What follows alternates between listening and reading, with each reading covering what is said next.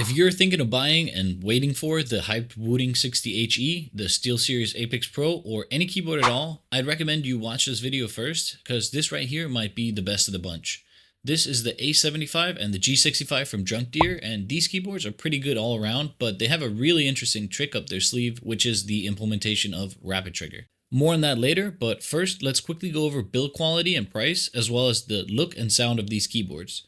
DrunkDeer did not send me either of these, so this review is going to be completely honest. The build quality is pretty much on par with typical gaming keyboards in this price range, and perhaps even a little bit better.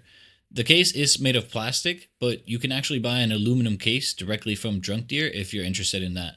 However, I think the plastic case as well as the overall build quality is just fine. Not spectacular, but certainly acceptable considering what else these keyboards are packing for just over $100. And I think we can make this keyboard both look, sound, and feel amazing with just a few cheap mods. For comparison, the WOOTING comes in at $180, while the SteelSeries Apex Pro TKL will cost you $190.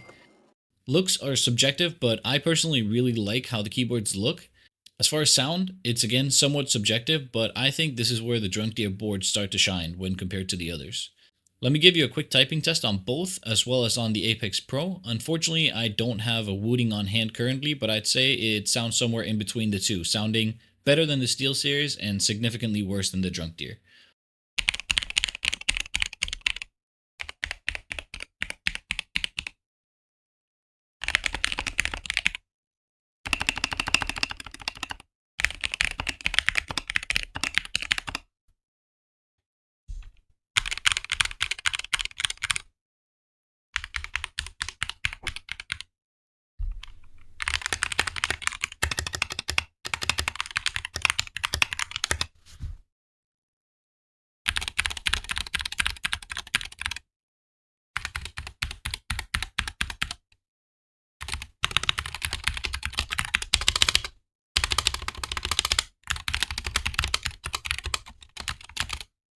As far as layout and size, I prefer the 65% G65, so I'll take the A75 out of the frame, but everything I mentioned in this video not related to size and layout obviously goes for the A75 as well.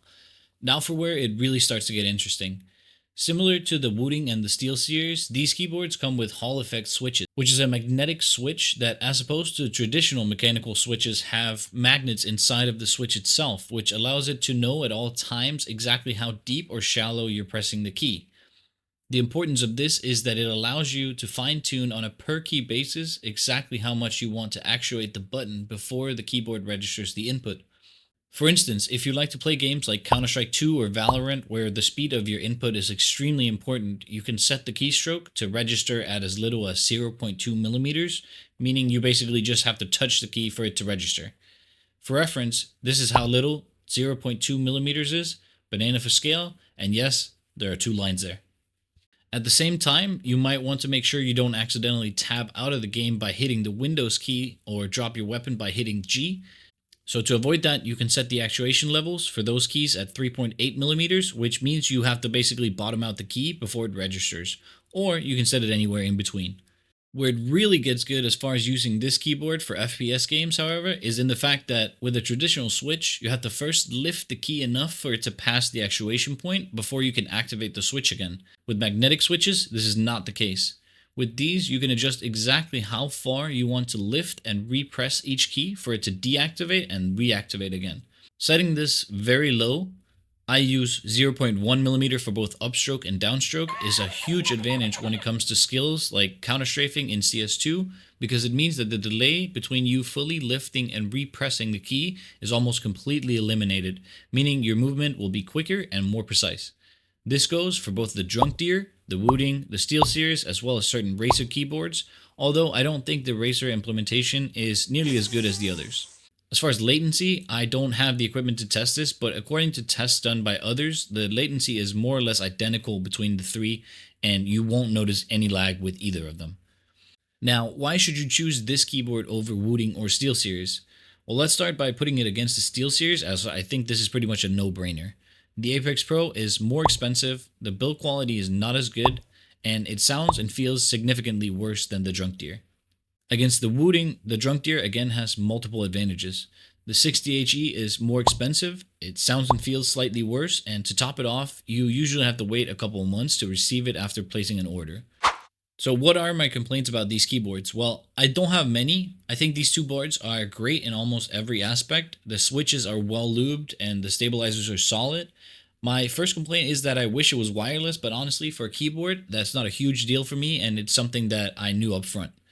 Same deal with the WOOTING. While the SteelSeries does offer a wireless version, but they will charge you $250 for it. The only other complaint I have is that there is quite a bit of spring ping, especially from a few specific switches. And this is the case on both the A75 and the G65. But I think we can fix this with a little bit of light modding. Hopefully I can make this come through on camera, try and listen to the difference between the G and H keys. Spring ping is present on the G but not on the H, and honestly not really on the majority of the keys, and even if I were to leave it stock, this is really not a deal breaker for me.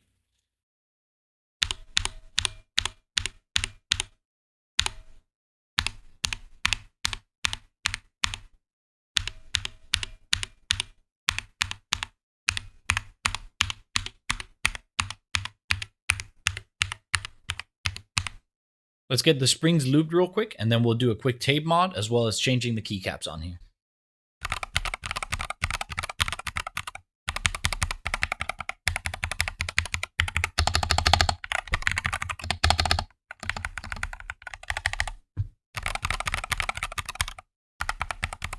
Since I did completely change the board, here's a before and after of that same G key from before.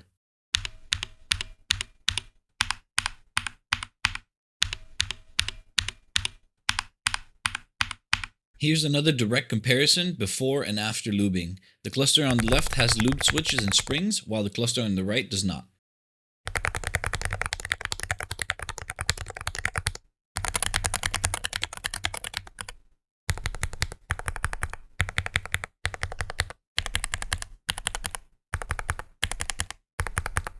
Next, let's do a quick typing test to see how it sounds after all of our mods.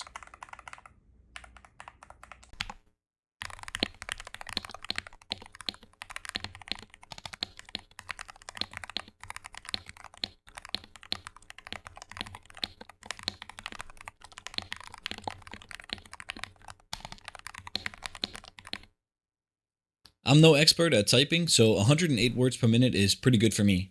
I think both the sound and the feel of the keyboard at this point is excellent. It does sound better in real life, and it's very difficult to capture the true sound on a microphone. As far as the software, this is where you can change all of the settings that I mentioned earlier.